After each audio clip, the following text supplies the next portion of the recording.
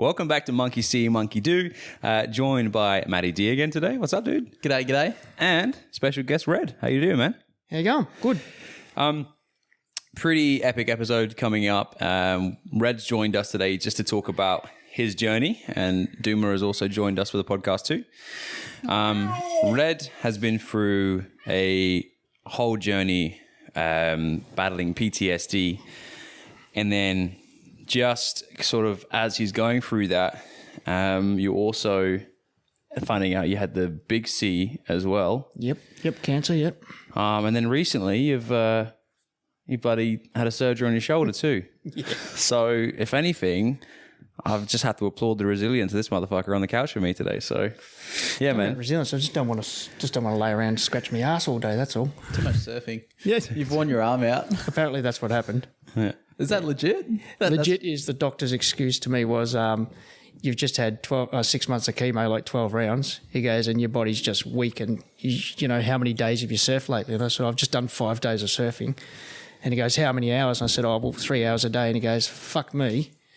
You've just pushing it too hard, mate. And that's why you've snapped a tendon. So joking. Just I come off the back of a wave and I went to paddle and another one was coming towards you. I thought, I'll just push harder to get past this and get under it. And as I just went to paddle, it just snapped. The whole long head of the bicep just tore off the bone. Yeah, right. So, and tore the subscapularis with it. The lineup at Fourth Groin is quieter without you. It wasn't at Fourths, it was at Golden Bay. Oh, man. So I guess there's a few things I'd like to discuss with you, providing that obviously you're comfortable with it. Obviously the PTSD, just your journey with that and how it's kind of led you to here today. Before we find out about the big C and everything else, like when I met you, you were, I guess, in the midst of everything and processing everything. So sort of how was that journey? So, I was diagnosed in about 2016. And I had some tasks given to me to help deal with it, so to speak. You can't cure PTSD. Once you've fucked. You've got it. And I actually had a massive meltdown in 2000. I'll call it a relapse, but a meltdown. So I'd already been out the water with you guys a lot and everything like that. Then I had a meltdown that nearly had me in the coffin, so to speak. Yep. And so after that, I always surf, but I found that the surfing and being in the water is actually one of the best things you can do for your brain, for mental health. Yep. And you hear stories about it all the time. Like, people go, get in the water.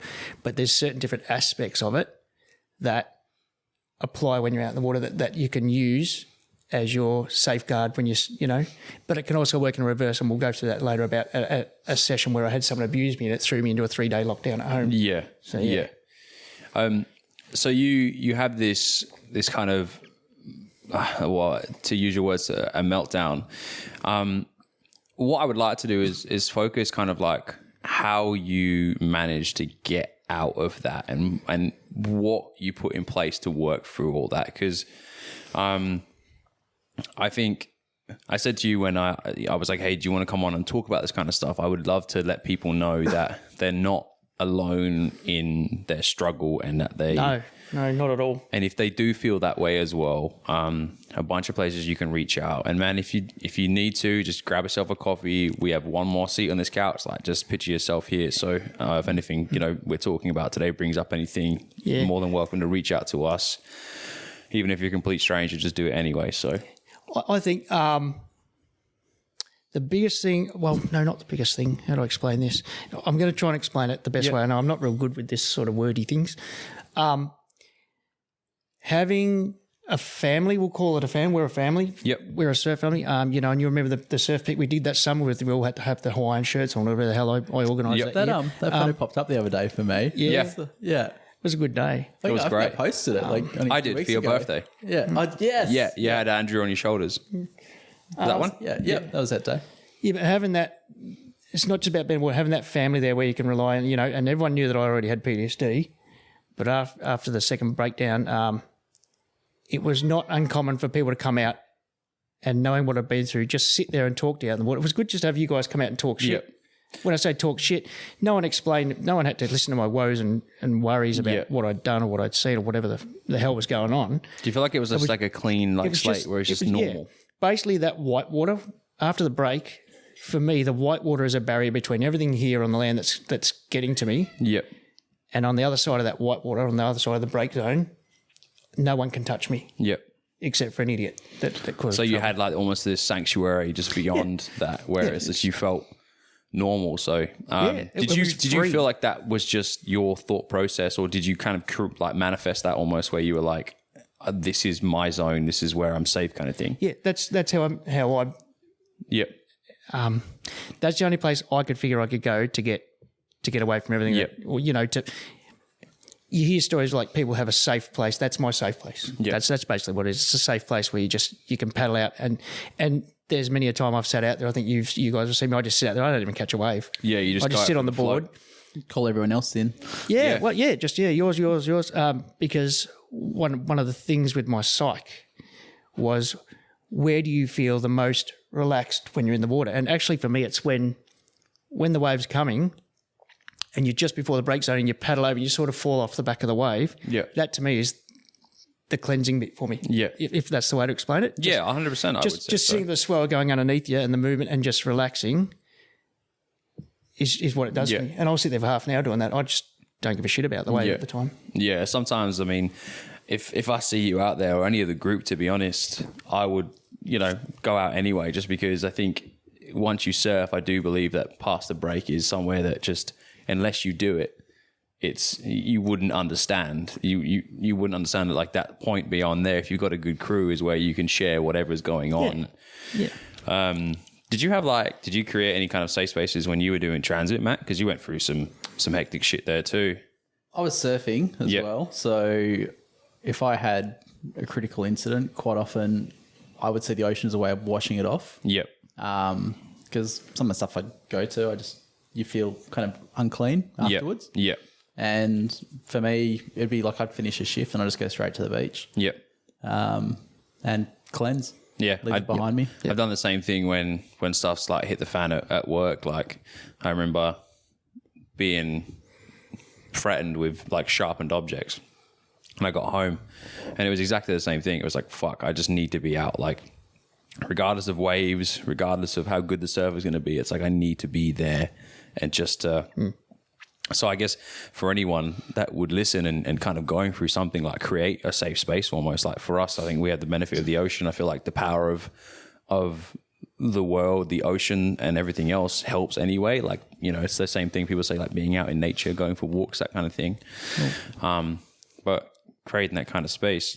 It's kind of a sense of mindfulness as well. When you think about it, Yep. like as soon as you start paddling out, you're kind of thinking about when the next wave's coming, you're thinking about the cadence of your paddle stroke or just paddling and sort of breathing, duck diving, looking for waves, looking about where you are. You're kind of in a space where you're kind of operating on a kind of like autopilot, I guess. You're kind of switching off to, and like, You've switched off from all the outside shit. You're concentrating on what you're doing. Yeah, a flow state. Yeah, flow state, yeah.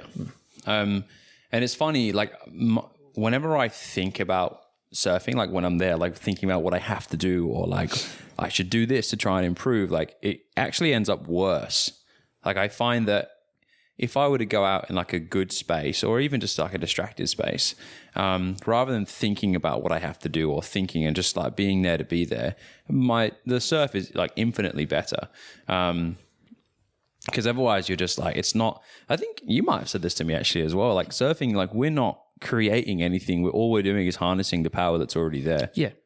So it's like we just are at the whim of Nature, mate. Of nature. Mother Nature is huge. yeah, and yeah, we stand up and move our legs, but we don't create the wave. We just are along for the journey. I'm gonna like go against the grain there a little bit though, and say, for all your harnessing power of a wave, the way everybody turns is different. The way someone might do a turn or their style or something like that. That's the creative aspect of it. Yeah.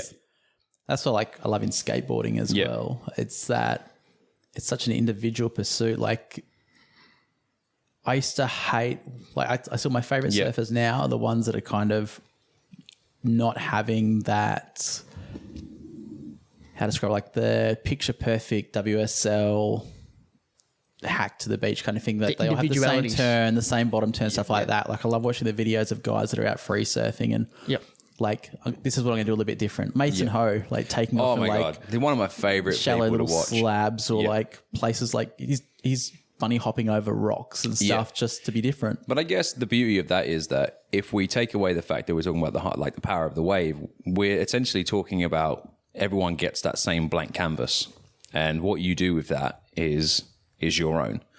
Like if we move away from like going against the grain, where you were saying like the power of the wave is there and that's your canvas, and what you do with it then is your creation. Yeah, like I'm always like, for me, I'm looking down the line looking for that like section that I'm going to hit, and then before I hit it, I decide to nosedive. Me too. It's all deliberate. What doesn't bother me. What I can't understand, well, my theory these days is, and then if you watch someone ride away and someone says to them, oh, you could have hit that lip there, or you could have done this and that. Yep. But if you're getting, like, and this is how I do it out there, if I'm getting what I want out of that wave, then the wave's not wasted. Yeah.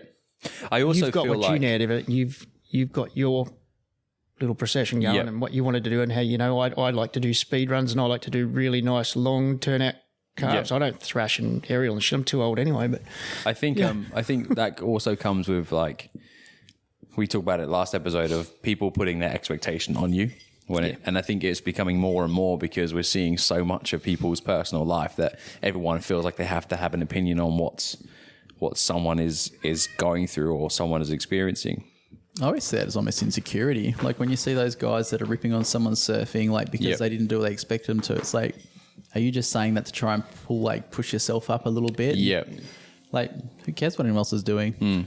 And that's the same with everything. I think, like, if you're enjoying it and you're doing it, like, don't take on what people are putting on you. Like, if you've had a good day because of what you've achieved, I think you just need to bring it back into perspective and go, I have done greatness to me. It doesn't matter where someone else is in their journey. I've done what I've done. You're painting, mate. So you are... Drawing. Yeah. Is quite exceptional. And did that start a long time ago, or was that another outlet? No. I used to draw lots as a kid. Yep. And I sort of, before I went back into the Defence Force at 33, I think I did my last drawing just before I went back in Defence Force for the second time. Yeah. And then so after I went to, they send you to a 10-week trauma course. Yep. And they started asking me to draw my ideal spot of where I'd like to, or where I find peaceful. So I drew this old country home in a paddock, and there was like a left-hand turn, or right-hand turn bend out the front that went to this beautiful left-hand break. Yeah. You know, and I was right on the bend, and I just walked 150 metres down the road. That was how I drew. And then I started drawing a bit, and then they said, I said, you know, I got quite relaxed doing it, so I started doing back into drawing. Yeah. So, and the first one I pulled out of my ass, so to speak, come up really well, and then I thought I just got so much relaxation out of it that I started doing it again. Yeah. And it's really funny because I like to call it wired. If I'm having a bad day, or something's triggered me off the TV or whatever, I can put on, and I know this sounds really silly, I'll listen to classical music, depending on what I'm feeling, but I'll listen to classical music, I'll stick the headphones in and start drawing. And I know sessions, I think your missus paddled out with me one morning, and I drew from 11:30 at night till 4:30 in the morning and paddled out at 6:30. And I was pretty knackered, but I was so relaxed at the same time. I'd just drawn all night and just chilled myself right down. So the drawing is, it's like taking your brain away from what you need to, you know, the trauma process or whatever you like to call it, but it's just another way of expressing, I suppose. You know, and you draw what you want to draw. You don't. I don't do requests. I just draw what I feel like drawing at the time. Because you're doing it for you. It's like the same thing about the wave, right? Like, it's your wave. You do it for you. You're not doing it for anybody else. No, because I saw the tour. What's that? Unless you're on the tour. Well, that's different, isn't it? I mean, I'm talking about us. I don't know about you, but I don't see myself going on tour for surfing anytime soon.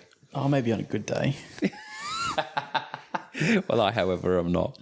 That galah that you've got going on at the minute is pretty... I've never drawn a bird before. It's fucking awesome, dude. If you're cool with it, when this one goes out, I might put what you've done so far as the cover if you're cool with that. Yeah, that's fine. So people can see. Yep. So you're going through all this shit, like, I know we spoke about it a lot on the water, and then fucking after everything, you get told about like the big C, cancer. Excuse me. Yeah, cancer. Yeah. So what And it came on really quick. It was very quick, aggressive tumour that I had. Yeah, in the bowel. How do I explain it? Well, there's really no way how to explain it, but what happened was I started going to the toilet a bit and I went to a naturopath and she goes, oh, you got leaky gut. I said, okay, no worries, I'm having these vitamins and shit, literally shit. And then the blood came and I went, that's not good. That's not. And it turned out, so over the period of 8 weeks, I'd gone from 0 to stage 3 cancer. Fuck. In the bowel, or the rectum, whichever you like to call it. And so they took 30 centimetres of my large intestine out, stuck a stoma bag on for 8 months and gave me 6 months of chemo. Yep. And you surfed with the bag on. With the bag on throughout the entire time. You know, his doctor says that he goes too hard too soon. It's a little bit keen, apparently. It's not just his doctor. It's once again, it's just that was my outlet. Surfing is.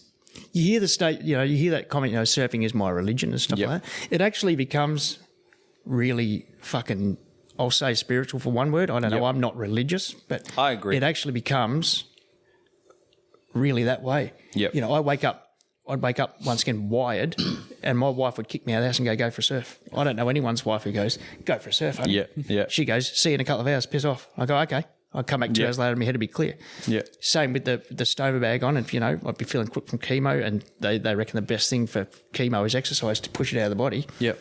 I bought myself a spring suit because it was summertime and people sort of looked at me funny. Oh, you're in a spring suit, mate, and it's 30 degrees. Yeah, I don't give a fuck. Yeah. I went to surf for 2 hours. Yeah. Cleared my head, got me out of the bad zone. Yeah. I think just to get out as well is something that most people would hope that they could do once they get that kind of news. Do you think like the resilience from everything you've been through before like gave you a little bit of a leg up to deal with that kind of news, or was it like, fuck, this is new, I need to develop a new plan, a new system? No, I knew exactly what I needed to do. Yeah. As soon as that surgeon, like when they did the original operation and stuck the bag on, I said, how long before I can do exercise? I knew exactly what I wanted to do. I had to get out in the water. I'd spoken to people at the Ostomy Association, and there's a bloke up there with a bag on, a lifelong bag, and they said he just pumps. He goes surfing all the time. Yep. If he can do it, I can do it. And so, I strapped on with the bag and I went to Golden Bay for my first paddle out, and Steve-O was with us. Yep. You might have been there, one of us. And then I was on the custom Pete Dwyer single that I had, so a bit of buoyancy there. And I paddled out and I caught the first wave, rode it all the way in, and Steve said, oh, fuck it, you're fine, mate, and left me alone.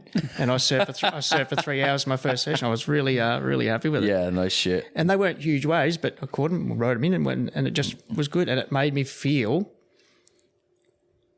I won't say cancer hasn't beat me, it made me feel like, fuck you, I've still got this. I don't need to, I'm not going to let it put me down. I'm going to keep going and fight as best I can.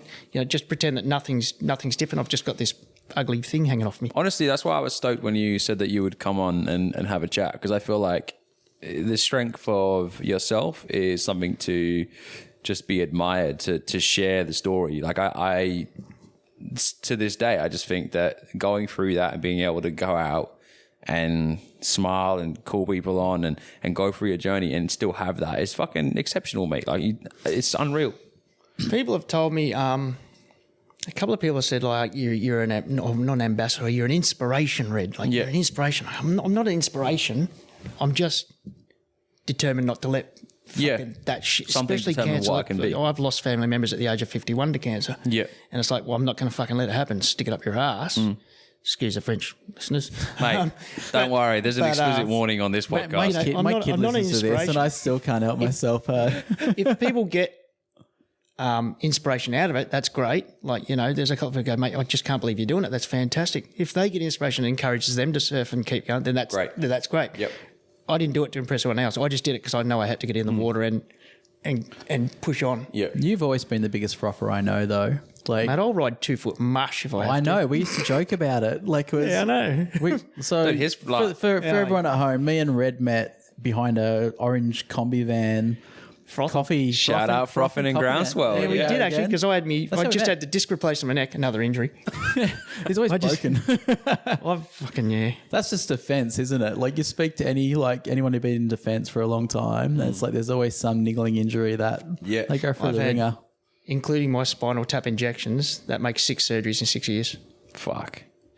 Well, look at. You're always like you're always hanging to get back in the water. Oh, Like I feel like we always have this chat. Like even that day you like smashed your knee and it blew up to twice its size. That was a killer. He just drops like big news, like it's fucking like he's just like sprained like he's just rolled his ankle or something. He's like, oh yeah, having surgery next week. It's like, what? The doctor says I should take it easy, but the Achilles, that was a big one. that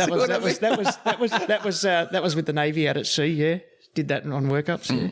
No, you were always out there. Like I remember, like we'd almost joke a little bit because you'd be like, "Oh, fourth groin's pumping, guys," and like me and Pory look at each other and it's like, it's red pumping. Yeah, but when I started surfing and red light is pumping, that was pumping, bro. I'm just like, I'm there. Like you were the one that like kept me going. I was at the time that you those days when you said you were it's pumping and it wasn't really pumping. I can guarantee you half the time I was probably hungover because I'd been self-medicating with PTSD. Yeah, right. And that's all it was. I've surfed hungover. I would come and surf those days just to come and surf with you because you're such good vibes in the water. Like it was like, you know what it's like? You know, it's like you look at the waves. It's like if you were there by yourself, it's like, no, I'm not going out. But then other days it's like, oh, such and such is in the water, or like a few of the crew in. It just becomes like one of those. If you're in the water, I'll get in. Like, I don't care what I see in the. And that's really nice to hear because there's nothing better than having someone out that's like that. But my theory when you get out there, and we all I think share the same theory. Same with Steve-O and Heather. Yeah. Create a lineup, share the fucking waves, mate. Everyone's entitled to a wave, and I can't stand Kelly Slater wannabes who are just pushing and snaking you and stuff. And We're surfing a groin. I'll purposely tell them, yeah. And it's happened plenty of times, and I'll tell you about an experience with one in a minute. Yeah. But the theory is, you get out there, you're all out there to have fun, you're all out there for the same reason, and everyone's entitled to catch a wave. So fucking and those that need a bit of help learning, push them on and give them some encouragement. And guess what? Pretty soon they're not the dangerous person sitting in the brake zone or in the takeoff zone. They're out there with you, behind you and around you, and it makes it safer for everyone that way as well. I've actually adopted part of something I've witnessed you do a lot is you say hello and good morning to every single person. Fuck yeah. And I do exactly the same. Yeah, and I do exactly the same thing because you can tell the people when they paddle out, you can almost feel the kind of surfer they're going to be. Yeah. You're like, you're the guy that's going to sit real deep and just ignore everyone and try and take everything. So why are you pointing at me when you say that, Jason? It was unintentional, but maybe it was subconscious. I don't know. And side note, I'm most relaxed in the water with people like yourself, like Geese as well, and I probably surf better.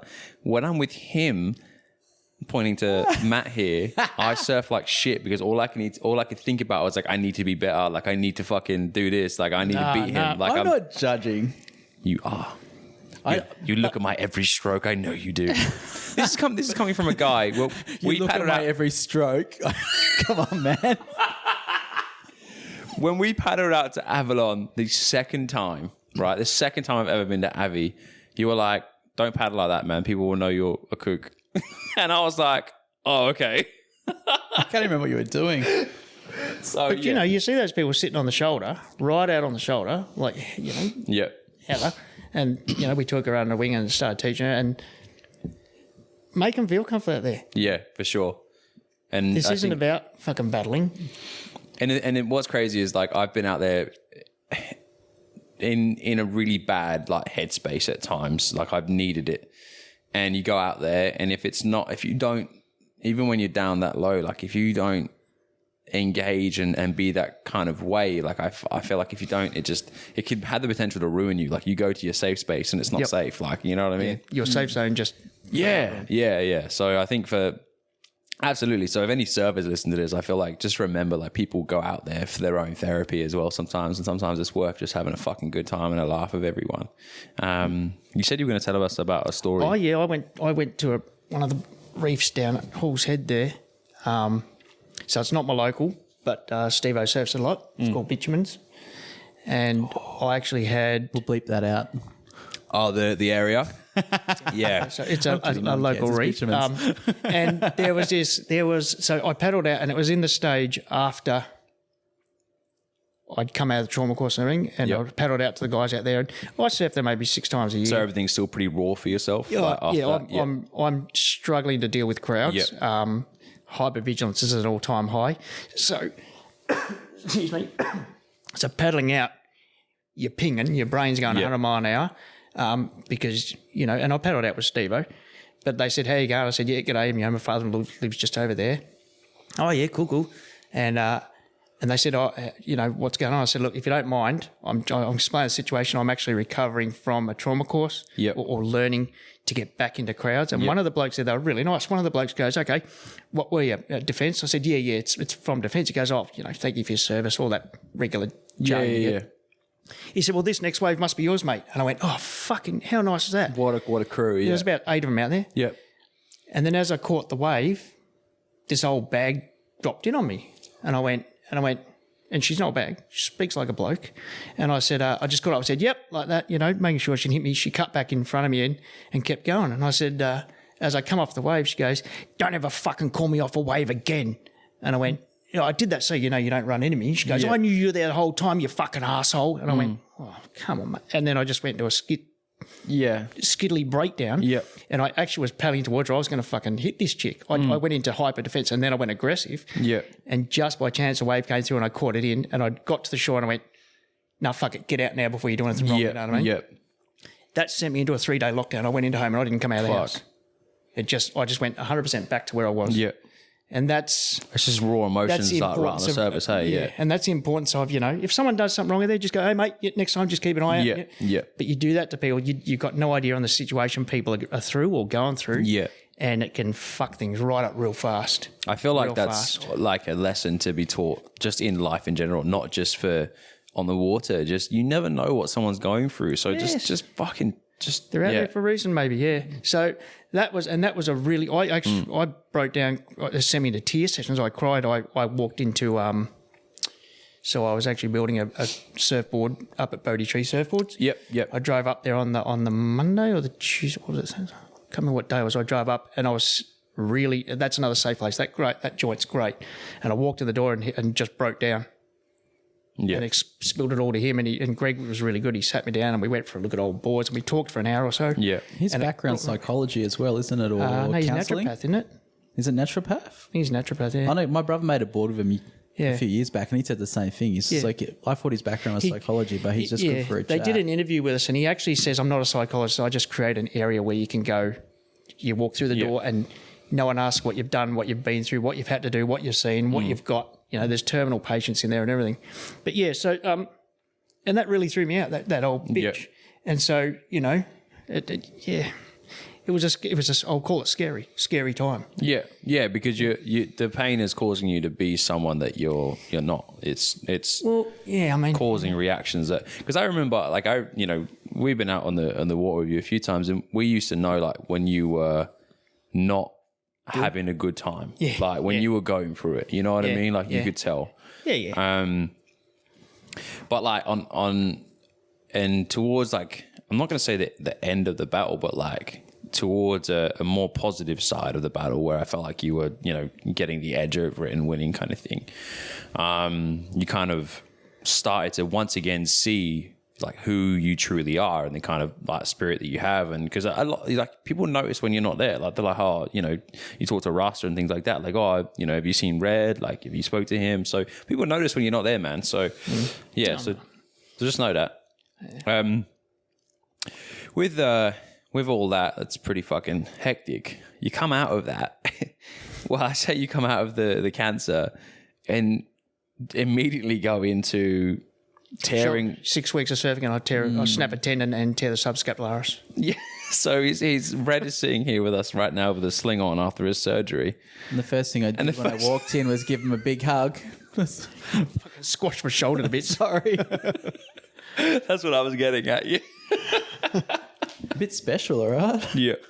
Red, apart like moving away from the fucking hectic shit and just about you. What have you been doing, dude? Well, I'm allowed to go back to work. DVA have cleared me, so I've started working at. I do little bits and pieces at one of the local surf shops, and I work at an RSL slinging beers on a Thursday. And it's okay now. So I have had one meltdown during work, but it's a safe place there because everyone knows what's going on. You know, half of us are dealing with the same shit. And they understand, so it's all pretty good. But no, that like PTSD, a lot of us get massive hypervigilance, very defensive. Like you'll see they sit in the corner of the restaurant and they'll, I have a chair at the RSL when I go for beer so I can see the rest of the room. But that's a very military thing as well. Hey, Not just military. It's something I do as well. But it's okay because you've done that's right. Because my dad is exactly the same. Like we go to a pub, he'll find the corner chair, the corner table, back to the wall, and make sure he can see Sneak up behind you. Yeah, make sure he can see everyone that's coming through the front door. But, if someone says, do you want to go for beer? I go to the RSL because I know no one's going to stab me in the back with a knife. Yeah, you sit wherever you want. It's very rare to find me. If, you guys go, do you want to, there was times you go, do you want to come out to the pub for the night? And I go, no, I don't want to go. Yeah. I'm having a qualm. The true reason is I don't trust any fucker out there. Mate, you invite me to the RSL whenever you fucking want, mate. I'll come. Yeah. Beers are cheap. It's all good. Oh, my God. That's like talking about cheap beers. When my mum and dad got married, we had the I have to be careful what I say here. We had the reception at my dad's army place. I'm just going to sling off and get a beer. Yeah. So we had the reception there. Cheers, Steve.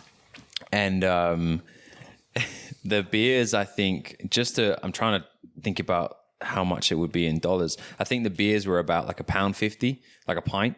So maybe $3. And everyone was fucking wild that night. It was just next level.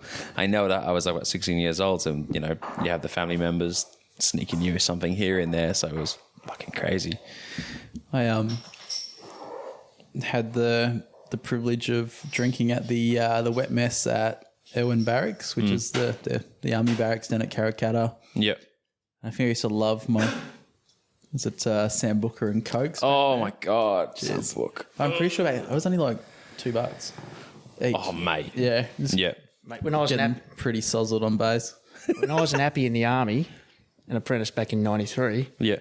I was doing $1 Blue Lagoons. Yeah. Fucking hell. Because there's no duty on it. There's you don't pay any tax. That's like going back to the uni towns in England. It's probably subsidised. It must have been subsidised. Yeah. Yeah, if you've been to the UK, hey? Yeah. Red, have you been to England? Just for drinking? No, I'm going to get there. Yeah. I do want to do France, England, all that sort of stuff. But it's just COVID stuff the last time we were going to Italy. That screwed it up. Kayla and I are going at the end of the year. Did I tell you? No. So we have 52 days booked away. We land in Paris. we land in Paris. You're sweet. Yeah. We land in Paris and then we go to London. We're there 52 days. And then when we come back, we have another month and a half, another 52 days here to take the car on the road and just fucking shoot the shit. I'm a little bit jealous, but at the same time, I've got a new house to build too. So. Yeah, we don't have a house, so we're actually giving up this house. We're letting it go so we can buy a place, which is really, really sad. You're going to lose your fourth growing local status. Your fourth growing local status revoked. Gonna lose it. Yep, everyone's gonna be like, fuck off, out of town. Just out of towner. I feel like that now. Have you seen that when I rock up? Bloke that wears his leggy on the front foot, he's not here anymore. Oh, fuck off. No, that's what it was. I had to say that. It wasn't the paddle you mentioned at Avi. You mentioned the fucking leash on the front foot. That's what it was. It's the first thing I picked you up for when I paddled out the first time. I go, mate, what's your leggy doing on the wrong foot? Nah. There's a couple of crew doing it. There's a couple of pro guys are doing it now. So recently. You're saying I started something. That's what I'm hearing. As long as you're comfortable, mate. Look, they throw a few fourth green highlight reels and they're all terrible. It's like that when you paddle out and everyone goes, boogers or sups or this, pick the shit out of it. Mate, if you're doing the safe thing in the water and you're not causing trouble and you're getting a wave and you're happy, who gives a fuck? I disagree on one part. Sups. Foils. They scare the shit out of me. No, one of the local spots, the foils have no surf etiquette. They'll watch them drop in on Michaela and everything. They just terrify me, dude. I wonder though. It's scary. They create danger. Because they're surfing a totally different part of the wave. Like they're way out in the shoulder. They're just catching those sort of fat lumps kind of thing. Nice shells. Yeah. I mean, they're going around. I wonder if it's just like they realise they can sort of get around us and they're just taking off in different parts of the wave. But they have to learn. The problem is with that is they have to learn as well. Like they're kooks at some point as well. So like that thing falling off near people, like it's just terrifying.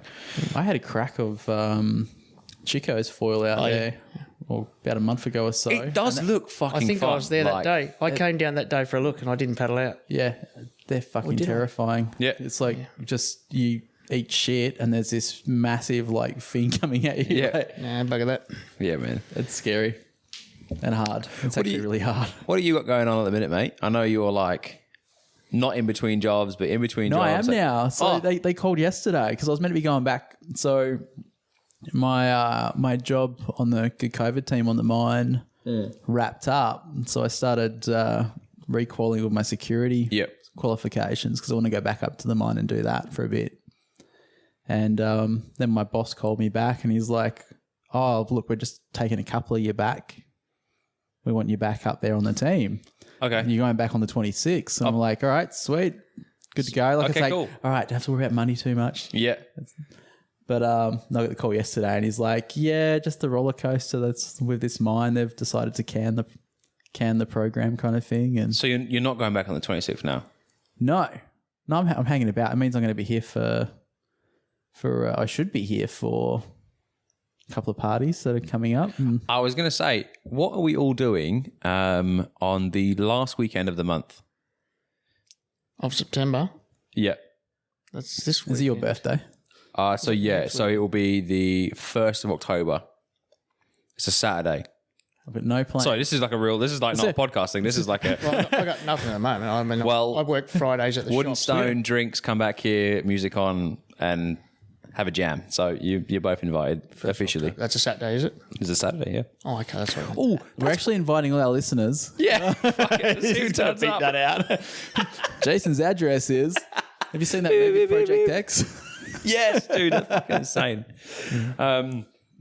Yeah, so you mentioned a couple of things I read that I wanted to actually put on to yourself, Matt, as well, because you were a transit officer for quite a bit, hey? 11 years nearly. 11 years. Do you still have anything there that resides in you from that shit? Because you saw some fucking hectic shit as well. Like you told me about it, and You've told me a couple of things, yeah.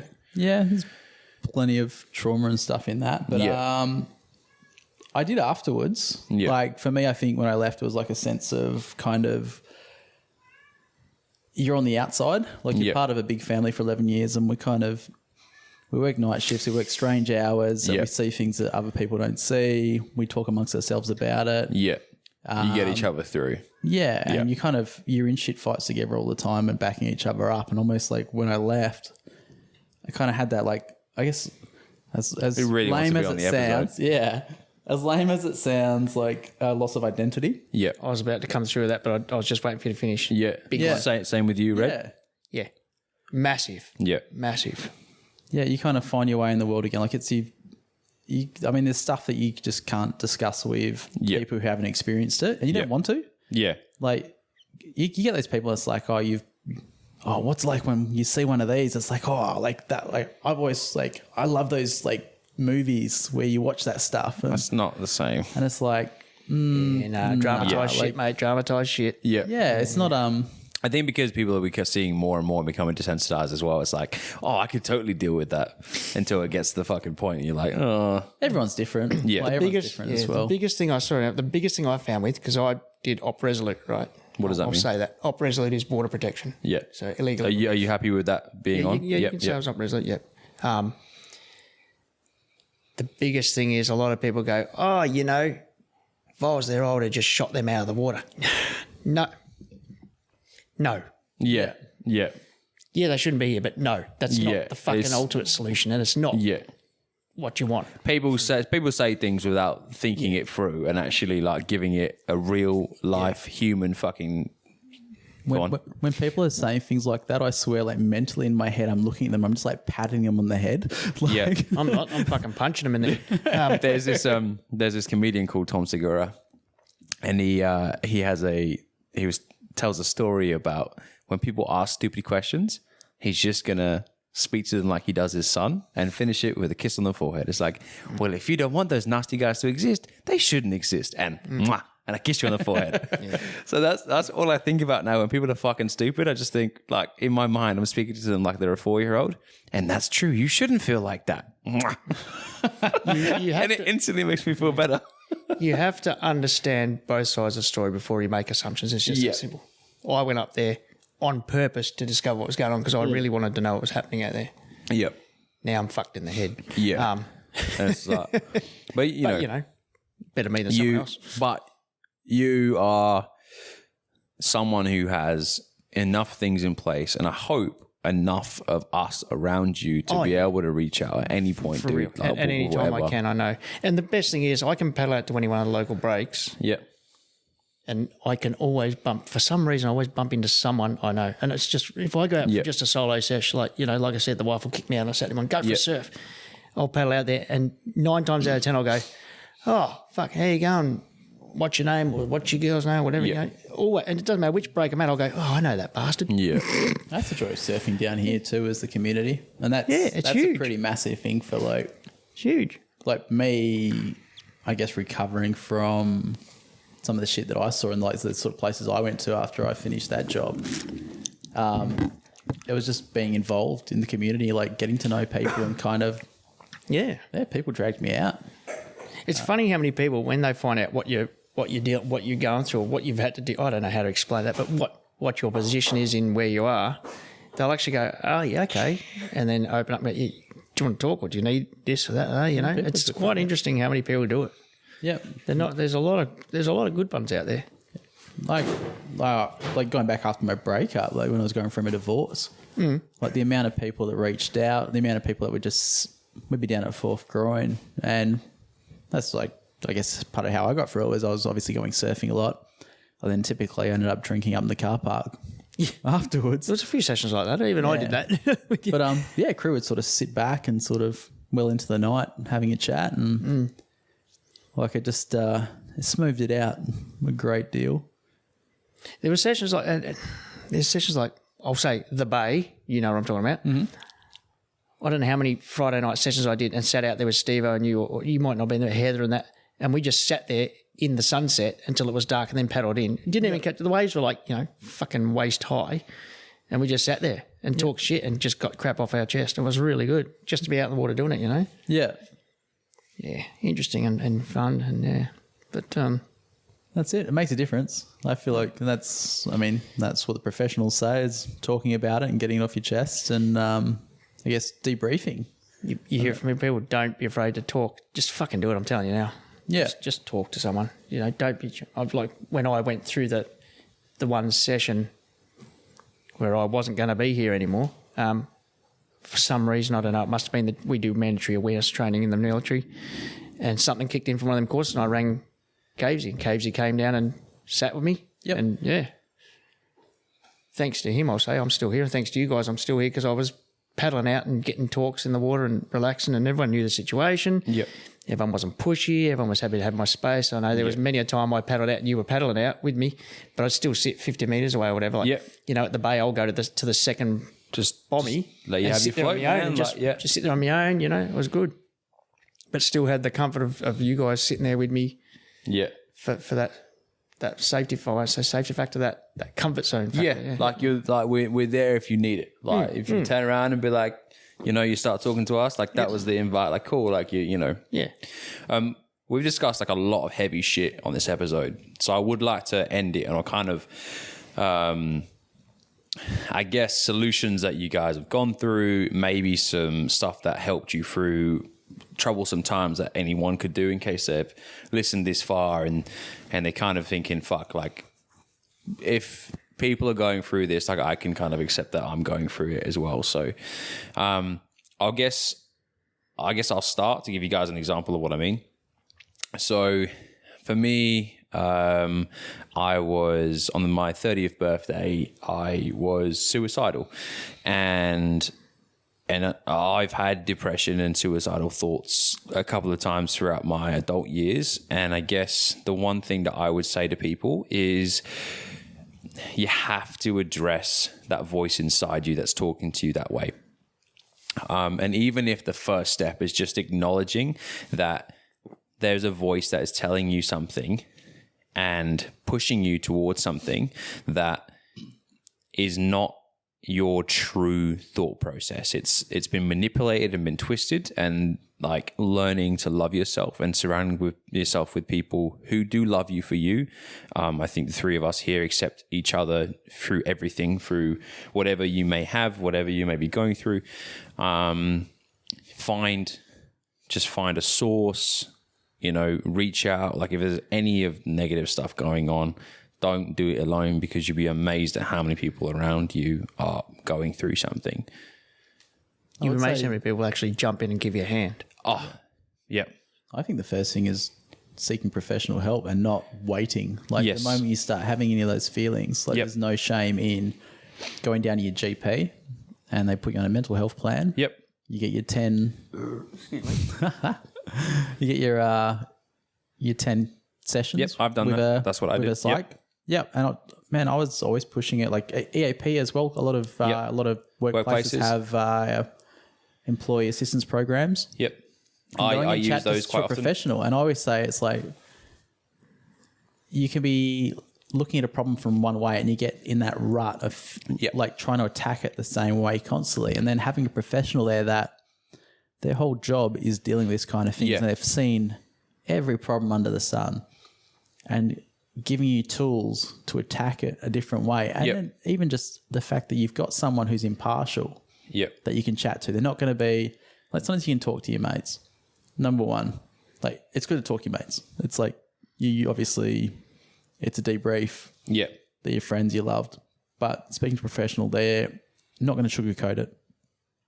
They're not going to like give you shitty advice. Like you can speak to your mates, but sometimes they're going to give you some fucking shitty advice because they don't know what they're talking about. They're Yep. not professionals. And also they have their own agenda. Like they've been taught their own way of dealing with things. So if that mate has been only ever told by their parents that you just fucking man up and deal with it, chances are they're probably going to give you that same advice. And we've got those mates as well Yeah. that I've had to have chats with guys down at our surf breaks and stuff, because we know a friend will be having going through a bit of a mental health crisis, and they've got mates that are just, I guess, piling it on top of that as well, because it's the toxic masculinity kind of thing. We got to see them a certain way. Actually, that brings me to a point, but maybe we'll say that for another day, because Red, I just want to see if you've got any kind of advice to give anyone that's kind of listened to this far in, and maybe things that are in place. Everyone says it, don't be afraid to talk. That's true. But don't be afraid to...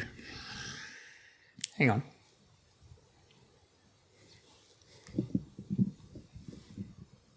I'll get there. Don't be afraid to do whatever makes you feel better. Don't give a fuck about anyone. You know? If it means you go and build sandcastles, then build a fucking sandcastle, mate. Just don't be afraid. Me, I paddle out and I sit in the waves and don't even catch a wave. It doesn't bother me. Or I ride 2-foot shore break shit. I don't give a fuck. If it makes me happy, and people laughed at me some days. I said, I just don't care. Yeah. You know, better me to do that than be hanging from a rope. Yeah. Yep. So 100%. don't be afraid to do whatever. And I'm glad don't give a shit. And it's you can say that and people go, oh, yeah, but they'll think I'm like a loser. Don't care, mate. Just do it. Just go do whatever makes you happy. If it means patting your cat while you're in your undies or something stupid like that, then fucking do it. Yeah. Yep. Just do it. Sorry, I got Nah, don't be sorry, mate. Not at all. No, it's all right. It's all good. It's all right. But just fucking do it. Do it. Whatever it is, just do it. Well, whatever that you've had to long as do you're not along the hurting way, anyone mate. else. Whatever you Yeah, had to do that's along the way, I'm stoked that you're sitting on the couch with us and being able to Cheers. talk something. So yeah, cheers, mate. Cheers. Sorry, mate. You were saying? I think I was just talking about seeing professionals. I always talking about it. Yeah. Yeah. Like you're not always going to get good advice from people around you, Yep. but go see a professional. Yeah. And that's what they're there for. It's just, and it honestly helps. Like you go for those first few sessions and I'm like, I don't know about you. Like sometimes I'd be going to these sessions and I'd be like, what the fuck are we going to talk about anyway? It's like, I don't even want to talk about this shit. Like, Yeah, you got to find it's the right. like I should the just right one cancel it. You've got to something feel like the that. right one that you're comfortable with. Oh, that definitely helps as well. Oh, Or yeah. Don't just be afraid to sticking it change out. them. Yeah. Yeah, Don't I've be just afraid to changed change. one of mine, and Yep. and I've had one session with him, and already I'm fucking like, yep, this is the one. It's awesome. Yep. Yep. Therapy is cool, guys. Yeah. Yeah. Take it from like, especially if anyone's like listened to these few episodes, especially with me and Matt and the way that we absolutely don't take life seriously. Like, just coming from guys that talk shit and potentially seem one way from audio or whatever, like trust us when we say like, get help, seek help, speak out, whatever it is you need to do just to get through till tomorrow. Like take it day by day. And the earlier you seek help as well, think about it as like, Yep. it's, well, I'm not going to say halting damage, but the earlier you do it, the easier it's going to be to sort through, I reckon, as well. The longer you hold on to it, the more damage you're doing to yourself and other people around you, which makes it harder to come back from, I guess. Yeah. Matt, I know you're limited on time today, and Red, I know that you're heading off to help a couple of friends as well. It's just under an hour, so I'm happy to call it a day. But on a final note, I think that if anyone's made it this far and they are feeling any type of way, like, you know, we love you, love yourself. Reach out to us if you want to. Because can people get in contact with you on this thing? Yeah, so I can do it. Come and talk to us, mate. I'll happily paddle out with someone and talk shit in the surf. It won't bother me. So we have an Instagram page. It's just Monkey See, Monkey Do. There's a Facebook page as well, Monkey See, Monkey Do. Jason Byrne, my full name on Facebook. Shoot us a message if you have to. If you just need someone to talk to, don't be afraid, guys. It's been a big one today. I appreciate you both kind of showing your feelings, I guess, in a world where we're sometimes told that it shouldn't be that way. So I appreciate you both. No worries. Thank you. I'll always overshare. I'm always here to overshare. Yeah. All right. Thanks, guys. Peace. Adios. Take care. Bye.